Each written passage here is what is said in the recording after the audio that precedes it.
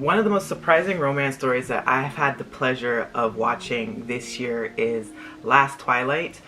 I honestly did not anticipate to be so emotionally invested in a show that has less than 8 episodes.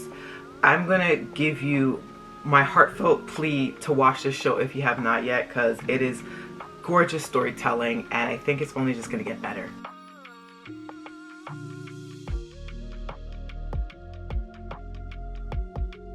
Hi, I'm Monique. I am the host of Off by Purple Heart podcast, where I talk to you about K-dramas, C-dramas, BTS, and whatever else I want to talk about.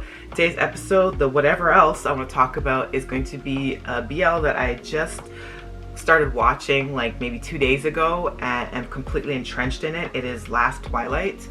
And I'm going to tell you, I had a lot of things against this show, mainly because one of the main leads, Jimmy, who is a wonderful actor and seems like a really sweet guy who's surprisingly also a doctor. Isn't that cool that he's a doctor and then he also just like randomly picks up acting gigs just cause? I think that's really cool. Anyways, he was an antagonist in my opinion in another BL that I had watched, Bad Buddy. And his character was so arrogant and so infuriating that even though I knew that the actor is obviously not the character, I already was predisposed to judge him. But I kept hearing chatter about, BLs being really high quality this year in 2023. And in particular, I kept hearing about Last Twilight.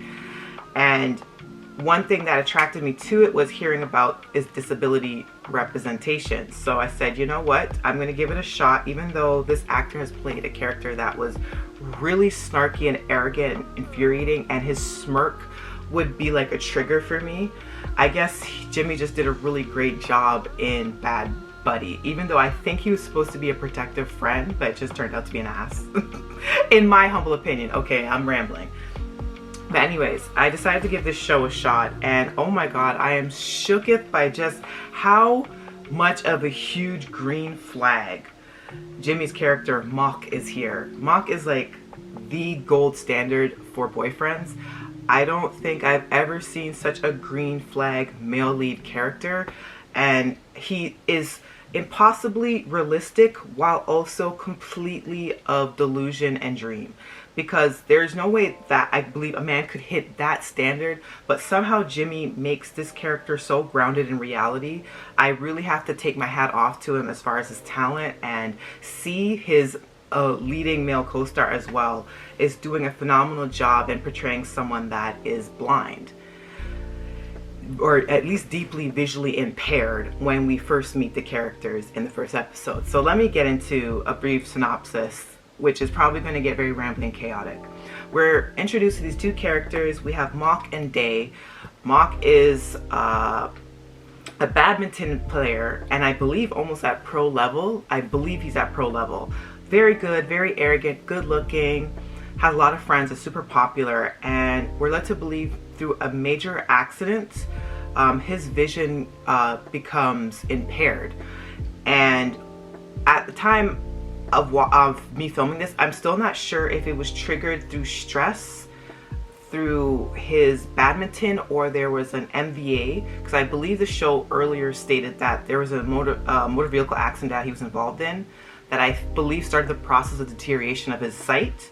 And then I'm guessing through the high level stress and high performance of him being an athlete, the vision continued to deteriorate. And then there's one incident in particular where his vision is massively impacted to the point where he goes into hiding and becomes a recluse. So instead of being the popular athletic guy, super arrogant and but charming in the same time, he isolates himself and becomes really bitter and resentful.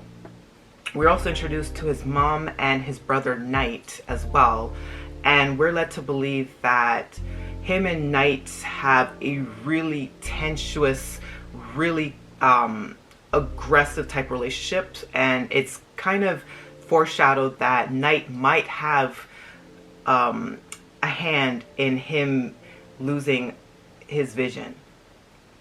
And it's just coming to the point where he's getting worse and worse, and is becoming more and more isolated and his mom is kind of like at her wit's end and wants to hire a caretaker because he's getting into a lot more accidents.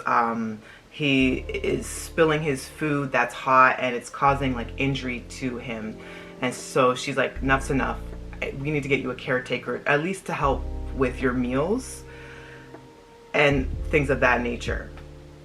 Enters Mhok. So Mhok is kind of your typical bad boy, or at least the show presents him as the bad boy in the beginning. He has a really tragic past, actually. Parents are out of the picture. His sister committed suicide, and he has run into trouble a lot, and I'm guessing it's just due to family trauma and stress and having to make ends meet. So he kind of falls into the wrong crowd and is basically under house arrest for a while. He had like a bracelet on the ankle, like the whole nines, right? He has like a spacer in the ears, got tattoos, he smokes, just looks grungy, you know, typical bad boy. And he is now trying to kind of get his life back on the straight and narrow, and is taking odd jobs to make ends meet, but he's not having a lot of success because of his past criminal activity. So he happens to get this one job where he is fixing ACs, and just happens to be in a building where Day and his family are conducting interviews for a caretaker. And he happens to stumble upon like the waiting room where a lot of potential clientele are there. And he kind of asks, well, what the hell's going on? What are you guys doing here? And they let him know, yeah, we're here for an interview. You know, this super rich, affluent family needs a caretaker for, you know, one of the sons. And he's like, bet, I need a job.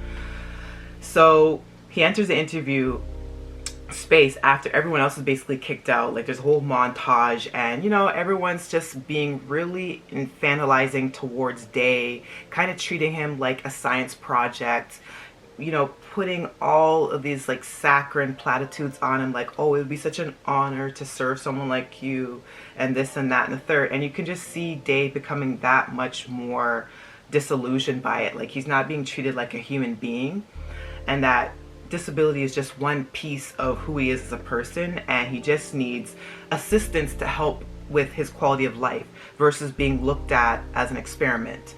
So here comes Mhok bursting in, and you can imagine how it goes. You know, Day is sarcastic, he's rolling his eyes, he's just being an ass, and Mhok is really not here for the shit, right? So he gives it right back. He's like, you know what, you and your smart mouth can go to hell. I just came in here because I saw everybody else was lining up for the interview, but I don't need this shit. I'm getting out of here. I'm paraphrasing, but that's exactly how Jimmy plays it. He's like, yeah, to hell with this crap, right? And then, of course, as soon as Mhok leaves, you know, Day is like, him. Hire him. Him. He's the one. He's the one I want. So the mom's like, are you kidding me? Like, you saw how disastrous that was. Why? And his brother Knight is also kind of flabbergasted. Like, why would you pick him? He seems like he would be the absolute worst option. But it's absolutely brilliant because it shows like right off the bat that Mhok does not give one rip. Like, you're gonna be an ass, I'm gonna be an ass right back to you. He's definitely the kind of guy like who matches energies. Like, you're not gonna play in my face and get away with it kind of thing. So inevitably they meet up again, and this really beautiful sequence of Mhok reading Little Prince today kind of is like the last piece of the puzzle to say, you're hired, please work for me. And then through the next few episodes, they clash a lot, and I mean a lot. But it's just the little things that they do for one another, and Mhok in particular always finds a way to humanize Day and treat him as an adult who is still very functional in his life, day-to-day life.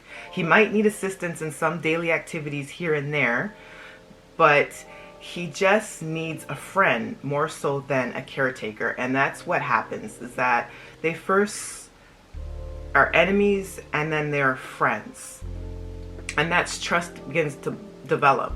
And one of the early scenes that I really enjoyed was Day had lost his library card, and Mhok happened to find it, returns it to their household, that's kind of how they meet again, and that's how he kind of gets a second interview and ends up landing the job. And he presents the card and he says, I have the card here, come get it, right? And his mom and his brother, Day's mom and brother, are used to like just automatically jumping up and doing things for Day. And he's like, no, he's an adult. He can get up himself and he can come to me. He's in his own home. He can find his way to me. I'm going to stand right here. He can hear my voice. Come get your library card. And it's stuff like that that kind of gets them on an even playing field and gets Day to kind of trust him more and more. And that's how they build their friendship off that foundation of being humanized. And the show does such a fantastic job of introducing, you know, other elements, like invoking Day's sense of smell. There's such a beautiful scene where jasmine flowers are growing in Day's backyard, and I think Mhok picks one and like gives it to him to scent, and he like smells that, and it's like it attaches memories to that. And you know, there's things like his visual field, while it's not completely gone, his vision has decreased, but bright colors really attract him. So, you know, Mhok will do things like wearing like a bright pink shirt, which is completely against his style aesthetic, just so that it's easier for Day to reach him.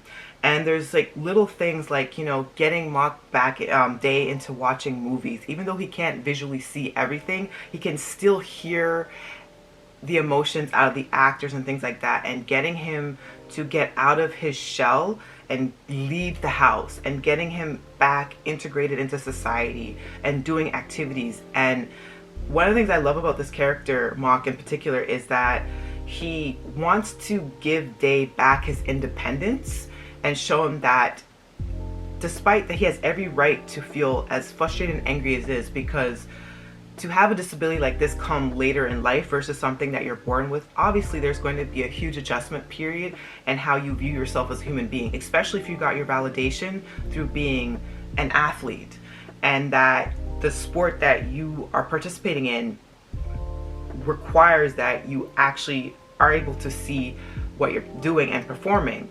And to have that visual impairment impede on basically your whole identity shift is so hard. And this show shows you just how beautiful a quality of life that you can have despite the disabilities, that your disabilities aren't defining you, but you should still have a level of respect, and you should still be able to view people through a lens of compassion and empathy. And I feel like that's a huge theme for this show.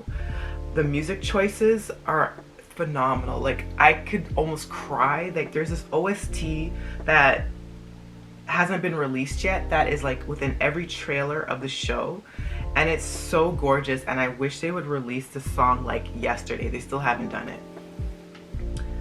And it's just the way the actors look at each other. They had chemistry from the very first scene that they interacted, which is a huge piece for me, right? I hear that C and Jimmy, the two actors, have actually been in prior BL projects together. I haven't watched.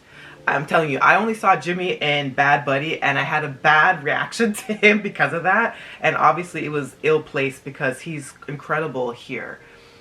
But their chemistry is so natural, and especially the actor C. I honestly am entirely convinced that he is blind by his portrayal. And I feel like actors who don't have that disability, typically I get really irritated when actors without that disability are cast in roles of people with disabilities. I would prefer with productions to actually cast people with those disabilities, because there's actors with disabilities that want work too, right? They deserve to get paid. And I feel like the portrayal always feels off, but I will give C a lot of credit, and I'm assuming he did a lot of research into this, and that the production team and the writers have also done research in interacting with those that have problems with their visual field because he seems really natural in how he portrays it. Like even how he guards his body and like uses his elbow to like feel for objects in environments that he's not very familiar with, I think is all just really accurate and realistic. And the love story is so incredibly sweet, and there's such an emphasis on like acts of service as well as affirmations. Like it's not just Mhok doing all these things, being kind, being generous, giving of his time, you know, being self-sacrificing in ways, even when Day is not attracted to him or into him at that point in the story, he's still someone that just wants to see him happy, and he's consistently finding ways to incorporate his other senses for him to have quality of life. But he also, like, at a drop of a hat will tell him, you know, you look really handsome. Day, do you know how handsome of a man you are? And it's just the soft way that he touches him, the body language, how they move together. It is such a masterpiece of a show. It's just like this quietly brilliant romance, and I feel like everyone should be watching it. Like if you're someone that appreciates a good romance story, like I can't understand how this show isn't even bigger than what it is. And I feel silly that I let like an actor's previous role kind of color my perception to stopping me from watching it sooner. But it's probably a good thing because the show is still airing as I am recording this. It is like December 30th, and episode 8 just came out, which, oh my god, like I'll have clips of that like throughout this podcast that you'll see, but it's like a dream come true of a show, and I only expect it to get better. It had better get better, okay? Because I've just spent like almost 17 minutes hyping this damn show up, but it's just so good. It's probably one of the best Thai BLs I've seen this year. One of the best BLs, probably one of the best love stories I've seen this year. And I have a lot of contenders. I've watched a lot of romance this year, a lot. It's right up there. So I highly implore you, if you've made it all the way through this podcast and you haven't watched it and you're not thinking about giving it a chance, give it a damn chance. I'm telling you, okay? I'm telling you, give it a chance. At least the first 8 episodes. I can't vouch for the rest. I can vouch for the first 8. It is well worth your time. Anyways, I'm going to leave it at that for this podcast episode. I appreciate you so much. If you're watching via YouTube, thank you. Please share with your fellow romance lovers. And if you're listening via Spotify, I appreciate you so much as well. I hope you guys have an amazing rest of 2023. I believe this will be the last episode that I'll be posting before the new year. So till the new year, I wish you all the best. Happy watching. And yeah, let's do this in 2024. Bye.